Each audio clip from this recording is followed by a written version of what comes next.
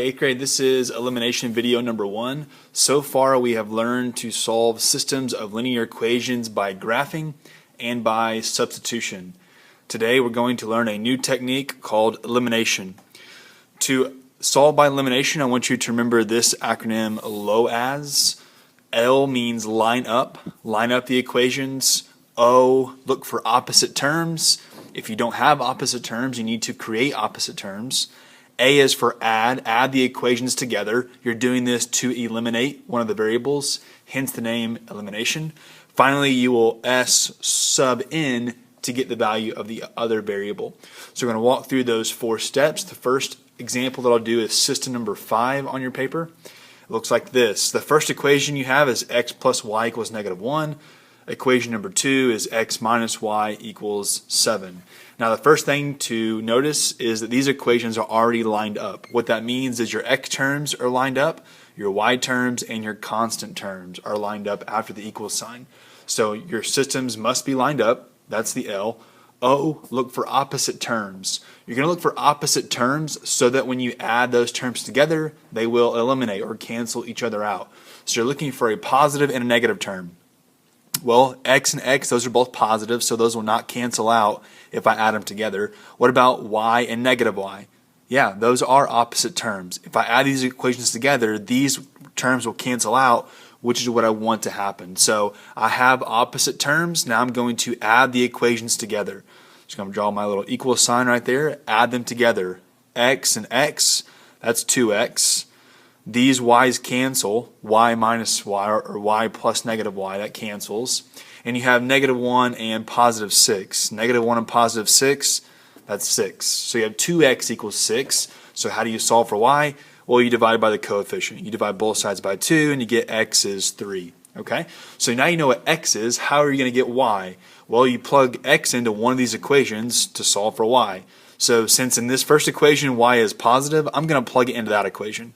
So over here I'm just going to rewrite equation number 1, x plus y equal -1, and I know what x is. I'm going to take this x value right here and plug it in there. So I have 3 plus y equals -1. I'm going to solve for y by moving 3 to the other side, and I get y equals -1 and -3. That's -4. So my solution, if x is 3 and y is -4, my solution, my xy coordinate pair is 3, -4. That's where these lines would cross, they would intersect if I were to graph them on the coordinate plane. The last example I'll do is system number 4.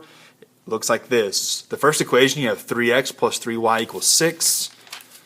Equation 2, 3x minus y equals -6. So I'm looking at this equation. Are my equations lined up? And yes, they are. These x terms are lined up, y terms, constant terms. So I've done L. What about O? Opposite terms. Do I have opposite terms? 3x and 3x? Nope, those are not positive. 3y and -y? Nope, those aren't opposite. 6 and -6, those are opposite, but I want opposite terms that have a variable so that I can eliminate one of the variables. So if I don't have opposite terms, I need to create opposite terms by multiplying either one or both of the equations by a number to create opposites. So what I'm going to do is multiply the second equation by -1.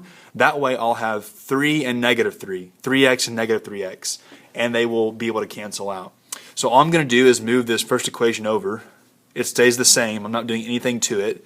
It's still 3x plus 3y equals 6. I'm going to multiply this entire equation. That's why I'm putting it in parentheses. I'm multiplying the entire equation by -1. Okay, when I do that, I multiply every term by -1. That term by -1, that term by -1, and that term by -1. So -1 times 3x, that's -3x. -1 times -y, that's positive y. And -1 times -6, that's positive 6. Okay? Now I can draw my equal sign and add these equations together. They're lined up. I have opposites now. Now let's add them together. 3x and -3x, that cancels out. That eliminates. That's what I want to happen. 3y and positive y, that's 4y.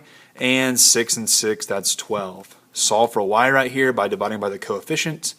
Divide by 4. You get y equals 3. Okay, so now finally I sub in this y to one of the equations, it doesn't matter which, and solve for y. I'm going to pick Let's pick equation number 2. It doesn't matter which one, but equation number 2, remember, is 3x minus y equals negative 6. I know what y is. I'm going to take y and plug it in right there. So 3x minus 3 equals negative 6. I'm going to add 3 to both sides to get x by itself. I get 3x equals negative 3 because negative 6 and positive 3 is negative 3. And divide by the coefficient. So divide by 3, you get x equals negative 3 divided by 3. That's negative 1. Okay, so I have my x value, I have my y value. I finally need to write my solution as an xy coordinate pair. So my x coordinate is negative 1, my y coordinate is 3. Negative 1, 3 would be my solution.